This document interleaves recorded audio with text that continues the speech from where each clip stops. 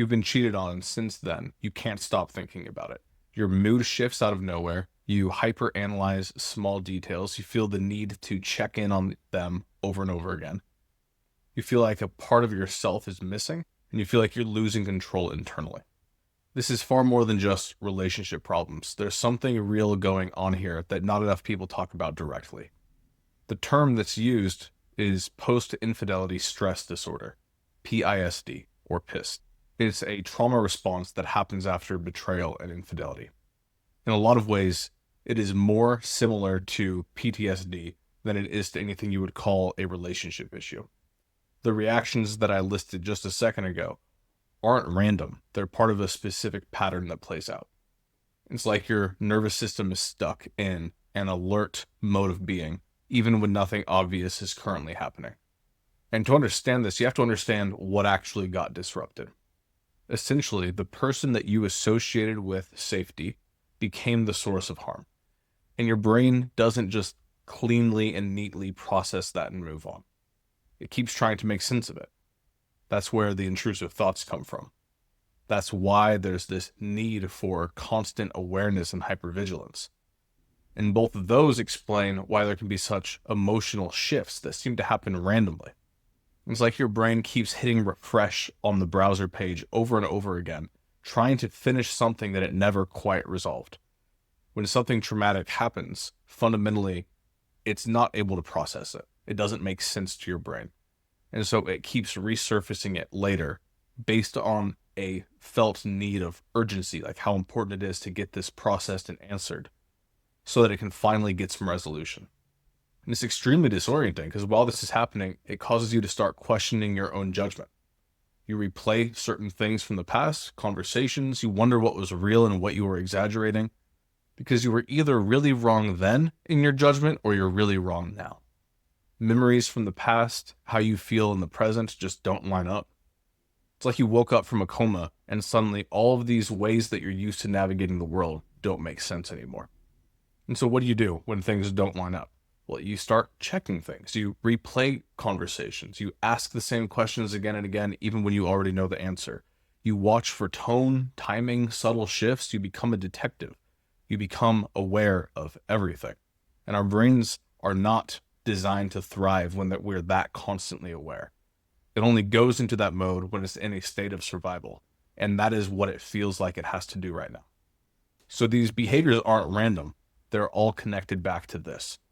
It's an attempt to get its footing back. But a lot of these behaviors create a loop where you engage in them, you feel temporarily better, but then the second that you stop engaging in them, the withdrawal feels even more severe, and so you just get right back into it. So it's like you have a bunch of tools that give you temporary relief, and so you keep pressing them. It's like a button that you keep pressing, but it only lasts for a few minutes. And that in turn gives your nervous system the message that things still aren't safe because nothing seems to be settling. Nothing seems to actually be working to calm your mind and your heart down. And so if you're trying to reconcile with the partner that cheated on you, it will definitely affect that. You'll notice any emotional swings that they have. Things that seem on the surface small, and to most people small, you'll recognize, whether real or imagined, a lot more meaning and weight behind subtle changes of their tone, choosing different words that they normally wouldn't use. As a result, you'll start to pull close and then push away. You want to feel connected, but you're also bracing for the next time they're going to hurt you. And a lot of unfaithful partners don't do that good of a job at creating safety. But even if they are, a lot of people struggle to heal because your body is not just reacting to what's happening now, it's also processing what happened in the past. And a lot of people get stuck trying to recover from this because they're trying to fix it at the surface. They're trying to think their way through it. They're trying to talk their way through it. They're just waiting for time to pass, or they just try to manage reactions as they pop up in the moment. And some of that can help temporarily. It is nice to have something to keep you afloat, but it doesn't resolve what's actually driving these patterns underneath. In other words, the reaction isn't being created at the level that you're trying to fix it. What actually needs to happen is quite different. The experience itself has to be processed, and the emotional charge that went with that original experience has to shift. Your brain has to update where it gets safety and where it doesn't.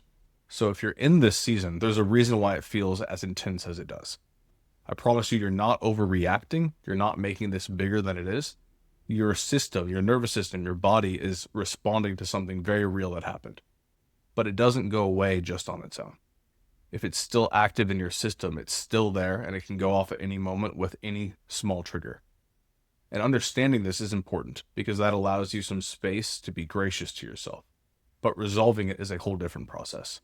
But for now, the big takeaway is to recognize that if you're working on managing the symptoms, you're going to be staying there for a very long time, years. If you get to the actual roots of what's going on and where you actually feel unsafe at the nervous system level, that's where real progress can be made.